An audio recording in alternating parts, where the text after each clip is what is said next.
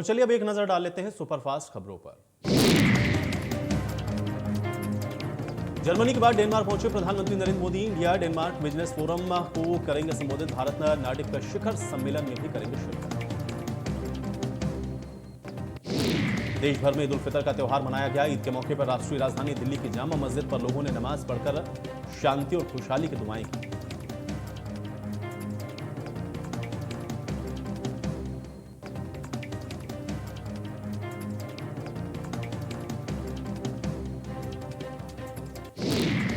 ईद के मौके पर प्रधानमंत्री नरेंद्र मोदी ने ट्वीट करके देशवासियों को दी शुभकामनाएं। कहा, यह शुभ अवसर हमारे समाज में एकता भाईचारे की भावना को बढ़ाए, सभी को अच्छे स्वास्थ्य और समृद्धि का आशीर्वाद मिले। अक्षय तृतीया के अवसर पर भी प्रधानमंत्री नरेंद्र मोदी ने ट्वीट करके देशवासियों को दी बधाई। कहा, मैं प्रार्थना करता हूं कि यह विशेष दिन सभी के जीवन में समृद्धि लाए।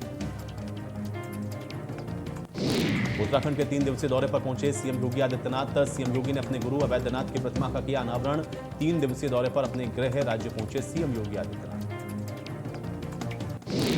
यमकेश्वर में महंत अवैधनाथ की प्रतिमा का किया अनावरण। यमकेश्वर के गुरु गोरखनाथ महाविद्यालय में प्रतिमा का किया अनावरण। 4 मई को अपने पैतृक गांव पहुंचेंगे सीएम योगी। अपने परिवार के कार्यक्रम में भी की शिरकत।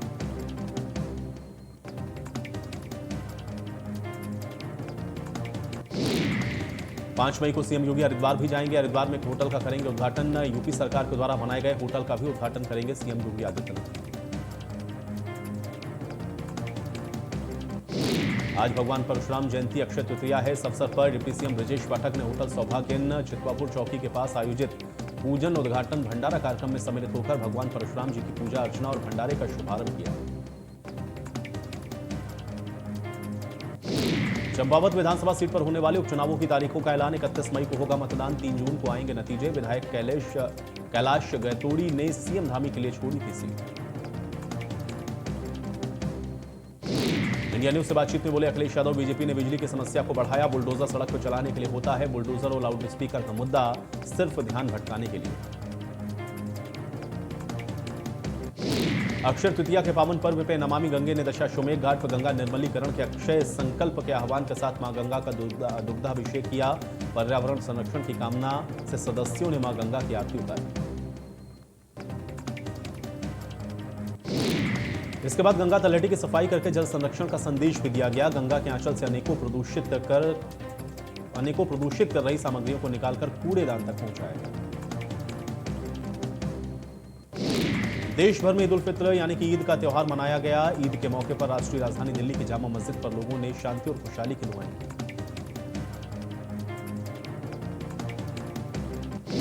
कन्नौज में गाड़ी का शीशा टकराने के बाद 2 पक्षों में विवाद के बाद दोनों पक्षों में जमकर चले लाठी डंडे। मारपीट में 6 लोग घायल।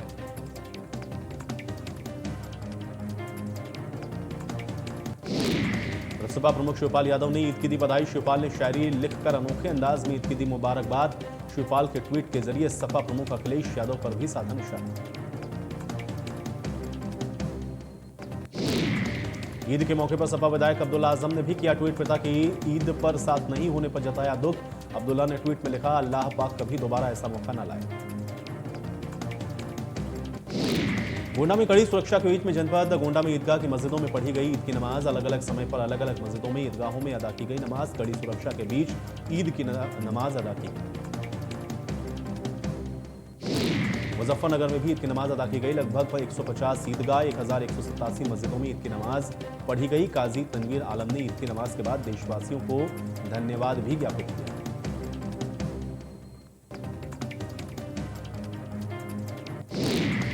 ईद के मौके पर लखनऊ की ईदगाह पर ईद की बधाई देने उत्तर प्रदेश के डिप्टी सीएम ब्रजेश पाठक पहुंचे। उन्होंने सभी को ईद की बधाई दी। इस मौके पर मंत्री दानिश आजाद, पूर्व deputy CM doctor Dinesh Sharma रहे मौजूद। उन्होंने इस मौके पर सभी को ईद की बधाई दी। डिप्टी सीएम ब्रजेश पाठक ने सभी को ईद की दी बधाई।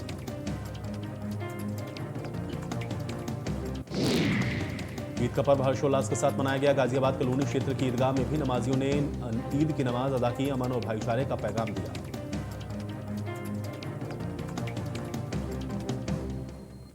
ईद के अवसर पर प्रयागराज की ईदगाह मस्जिद में ईद की नमाज अदा करके एक दूसरे को गले लगाया गया। खुशियों की मुबारकबाद दी गई। नमाजियों ने राष्ट्र के सुख, शांति और समृद्धि और एकता भाईचारे के लिए दुआ की। इस दौरान जिले के अधिकारी भी मौजूद रहे। धर्मनगरी वाराणसी में भी ईद पर बड़ा संदेश दिया गया। गंगा जमुनी तहजीब की तस्वीर देखने को मिली है। हिंदू समाज के लोगों ने एकता की मिसाल पेश की। मुस्लिम समाज के लोगों ने गले मिलकर ईद की बधाई दी।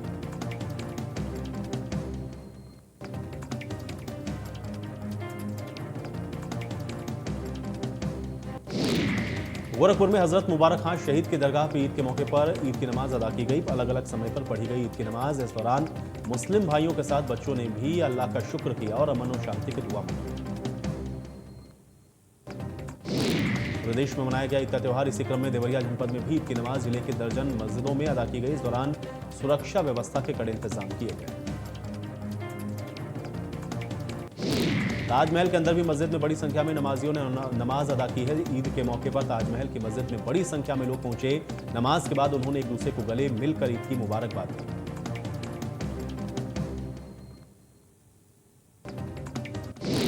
देश भर में ईद के त्योहार की धूम है। लक्सर और देहात क्षेत्र में भी ईद के त्योहार को परंपरानुसार हर्षोल्लास के साथ मनाया गया। इस मौके पर मुस्लिम समुदाय के लोगों के द्वारा ईदगाह और मस्जिदों में ईद की नमाज अदा की गई। कोरोना काल के 2 साल के बाद ईद उल फितर की नमाज ईदगाहों में अदा हुई है, लेकिन मैंगलोर में ऐसा नहीं हो पाया। यहां पर इस बार भी नमाजियों की ईद की नमाज ईदगाह में नहीं बल्कि कस्बे के इंटर कॉलेज में अदा करनी पड़ी। लखनऊ विकास प्राधिकरण ने लिया बड़ा फैसला। बिना मानचित्र वाले पुराने बाजार होटल होंगे सील। कई बाजारों और होटल में आग लगने के बाद लिया गया निर्णय। कई इलाकों में होटलों की जांच हुई शुरू। 40 से अधिक प्रतिष्ठानों को भेजा गया notice. Noida garden Galleria mall में रेस्टो बार में हत्या के मामले में नोएडा पुलिस ने एक और आरोपी को किया गिरफ्तार। आरोपी का नाम जयवीर। आरोपी को महामाया बस स्टैंड से किया गया गिरफ्तार। ब्रजेश राय हत्या के मामले में ये नवी गिरफ्तारी।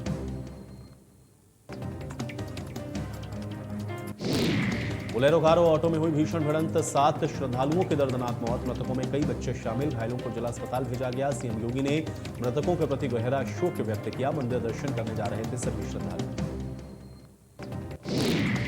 2 भाइयों की मौत के मामले में परिजनों ने ठाकुरों पर हत्या करने का लगाया आरोप। भाइयों की हत्या के बाद परिजनों ने सड़क किया जाम। गेहूं की फसल को लेकर के हुआ था विवाद। प्रयागराज के कनेला गांव में जीजा ने साले को मारी गोली। बहन की विदाई करने गया था युवक। पत्नी को कमरे में बंद कर मौके पर पहुंची पुलिस को भी दी धमकी। घर में अचानक लगी आग से परिवार के 6 सदस्य आग में झुलसे। 8 महीने की मासूम बच्ची की मौत। परिवार के सभी सदस्यों को मेरठ किया गया रेफर। संभल में 2 पक्षों में जमकर पथराव और फायरिंग। सोशल मीडिया पर वायरल हुआ फायरिंग का वीडियो। बवाल में 4 लोग गोली लगने से घायल। गांव में तनावपूर्ण हालात। भारी पुलिस बल तैनात। अलीगढ़ के एएमयू के प्रोफेसर का जागा पाकिस्तानी प्रेम। अरबी विभाग के प्रोफेसर बिना किसी सूचना के पहुंचे पाकिस्तान। वीसी की बिना लिखित अनुमति के पाकिस्तान पहुंचे अबू सुफियान। वीसी ने लापरवाह विभाग के क्लर्क को किया सस्पेंड। प्रोफेसर के खिलाफ भी होगी जांच के बाद कार्रवाई। अमेठी एक सामुदायिक स्वास्थ्य केंद्र व्यवस्था भगवान भरोसे है। स्वास्थ्य केंद्र में बंदर ग्लूकोज की बोतल पी रहे हैं। ग्लूकोज की बोतल पीने का वीडियो सोशल मीडिया पर वायरल। जेवर एयरपोर्ट से जुड़ी बड़ी खबर। दूसरे चरण के निर्माण के लिए 33% किसान जमीन देने को राजी। 1365 हेक्टेयर जमीन की जाएगी अधिग्रहित। जिला प्रशासन ने अब तक 33% से अधिक किसानों की ली है सहमति। यूपी के अमरोहा में अवैध कब्जा करने वाले लोगों ने अस्पताल में बकरियां और भैंस बांध रखी हैं। करोड़ों रुपए की लागत से बने सरकारी अस्पताल में अवैध कब्जा धारक जमे हुए हैं। सूचना मिलने पर सीडीओ और एसडीएम मौके पर पहुंचे और 1 सप्ताह के अंदर कब्जा खाली करने का अल्टीमेटम दिया।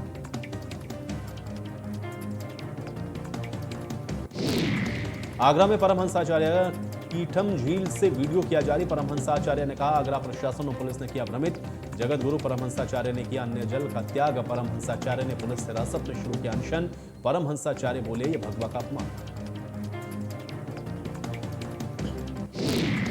भगवान परशुराम जयंती और अक्षय तृतीया के शुभ अवसर पर डिप्टी सीएम ब्रजेश पाठक ने होटल सौभाग्य इन चौकी के पास आयोजित भंडारे कार्यक्रम में सम्मिलित होकर भगवान परशुराम की पूजा अर्चना की।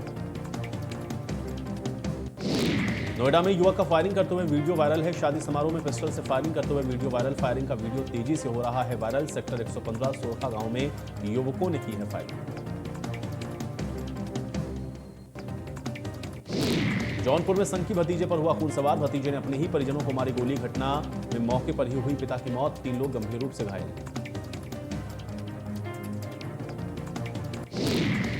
यूपी के अमरोहा में प्रशासन के दावों की खुली पोल, सैकड़ों लोग सड़कों पर ही पढ़ी ईद की नमाज। ईदगाह में उमड़ पड़ा नमाजियों का हुजूम, भीड़ को रोकने में नाकाम रही अमरोहा पुलिस। ईदगाह की सड़कों पर पढ़ी गई ईद की नमाज।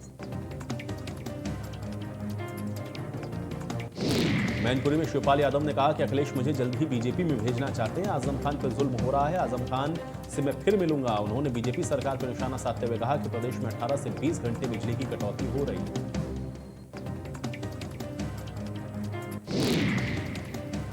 जौनपुर में बारात में आए एक बाराती की हुई हत्या के बाद हत्या आरोपियों ने युवक के शव को फेंका खेत में। सूचना पर पहुंची पुलिस की टीम ने शव को कब्जे में लेकर पोस्टमार्टम के लिए भेजा। पुलिस मामले की जांच में लगी।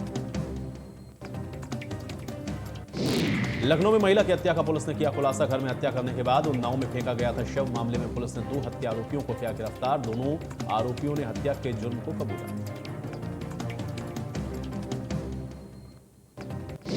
कौशाम्बी में जिला कारागार में ईद की नमाज की गई अदा। जिला जेल में अब कई मामलों में बंद बंदियों ने ईद की नमाज पढ़ी। ईद की नमाज पढ़ने के बाद कैदियों ने आपस में गले मिलकर एक दूसरे को ईद की दी मुबारकबाद।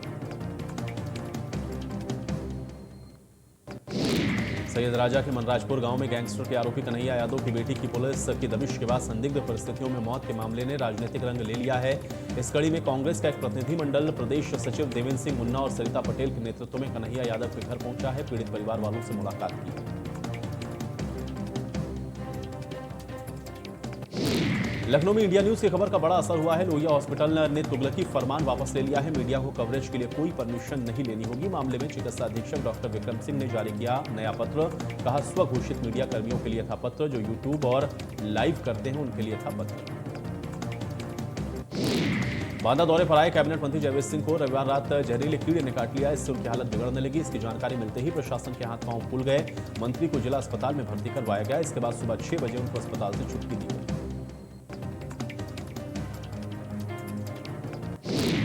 अक्षय तृतीया को लेकर इस बार सर्राफा कारोबारियों में जबरदस्त उत्साह। अक्षय तृतीया को सोने चांदी की खरीदारी के लिए अच्छा माना जाता है। गोरखपुर के सर्राफा मार्केट में आज जमकर खरीदारी के लिए भीड़ नजर आई। लोग अपने सामर्थ्य के हिसाब से सोने चांदी के आभूषण खरीदते हुए दिखे।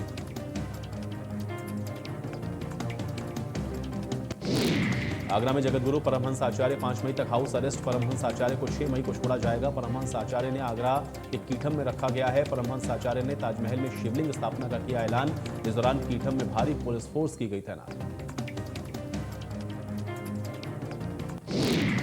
लखनऊ में एडीजी एलओ प्रशांत कुमार ने कहा यूपी में ईद का त्योहार सकुशल संपन्न हुआ। राज्य में 32,000 जगहों पर नमाज अदा की गई है। कहीं भी कोई अप्रिय घटना घटित नहीं हुई। आपसी सौहार्द के साथ ईद का त्योहार मनाया गया। बागपत में छोटे भाई ने की बड़े भाई की हत्या। डांट से नाराज होकर बड़े भाई की हत्या। बड़े भाई ने घर देरी आने पर लगाई थी डांट। मामले में पुलिस ने हत्या आरोपी भाई को किया गिरफ्तार। पुलिस ने शव को कब्जे में लेकर पोस्टमार्टम के लिए भेजा। उन्नाव में सरकारी जमीन पर कब्जे के लिए चला बुलडोजर। दबंग ने स्कूल के सामने सरकारी जमीन पर किया कब्जा। बुलडोजर से कब्जा करने का वीडियो वायरल। देवरिया में सोशल मीडिया पर पिटाई का वीडियो वायरल। 2 लोगों को आधा दर्जन लोग जमकर लाठी डंडों से पीटते हुए आए नजर। बताया जा रहा है अचानक दबंगों ने पीड़ित के घर में घुसकर उसका सामान फेंका। पीड़ित के मना करने के बाद दबंग पिता पुत्र को लाठी डंडों से जमकर पीटने लगे। बहराइच की चितौरा में 36 करोड़ की लागत से बनाए जा रहे निर्माणाधीन महाराजा सुहेलदेव स्मारक स्थल का कैबिनेट मंत्री अनिल राजभर ने किया औचक निरीक्षण। निरीक्षण के दौरान कैबिनेट मंत्री ने निर्माण करने वाली कंपनी को कार्यों में गति लाने के दिए निर्देश। गौरतलब है कि 36 करोड़ की लागत से चितौरा में महाराजा सुहेलदेव का स्मारक स्थल बनाया जा रहा है। इसका शिलान्यास प्रधानमंत्री नरेंद्र मोदी और उत्तर प्रदेश के मुख्यमंत्री योगी आदित्यनाथ ने किया था। 36 करोड़ की लागत से बन रहा है स्मारक। श्रावस्ती में बसपा नेता पर चला प्रशासन का चाबुक। दद्दन खां उर्फ मैनुद्दीन खां को किया गया जिला बदर। बसपा नेता को 6 माह के लिए किया गया जिला बदर। आधा दर्जन से अधिक गंभीर मामलों में है आरोपित। दद्दन खां का भाई बसपा के टिकट पर 2022 में विधानसभा का चुनाव लड़ चुका है। देवरिया में दुष्कर्म का आरोपी दरोगा हुआ गिरफ्तार। एक महिला दरोगा ने दरोगा पर लगाया गंभीर आरोप। आरोपी दरोगा ने महिला का अश्लील फोटो किया था वायरल। देवरिया के सदर रेलवे स्टेशन के दरोगा को किया गया गिरफ्तार।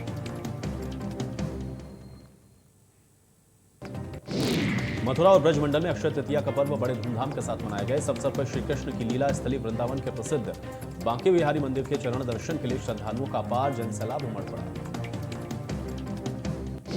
प्रतापगढ़ में आज फायरिंग पर रोक लगाने में पुलिस नाकाम। पीके शंकर जी की बूटी पर गाने पर मस्ती में झूम रहे थे लोग। जब डीजे ने गाना बदल दिया तो राजा भैया का चुनावी गाना बजने लगा। इसके बाद बदले हुए गाने पर जोश में आए युवक फायरिंग करने लगे। इसका वीडियो सोशल मीडिया पर वायरल। मुरादाबाद में बदमाशों ने 2 लोगों को मारी गोली। दोनों लोगों को गोली मारने की घटना से इलाके में मचा हड़कंप। रुपयों के लेन देन में रिश्तेदारों पर ही गोली मारने के आरोप। उधार के 29 लाख रुपए मांगने पर मारी गई गोली। गोली मारने वाले बाइक सवार मौके से हुए फरार। सूचना पर पहुंची पुलिस मामले की जांच में जुटी।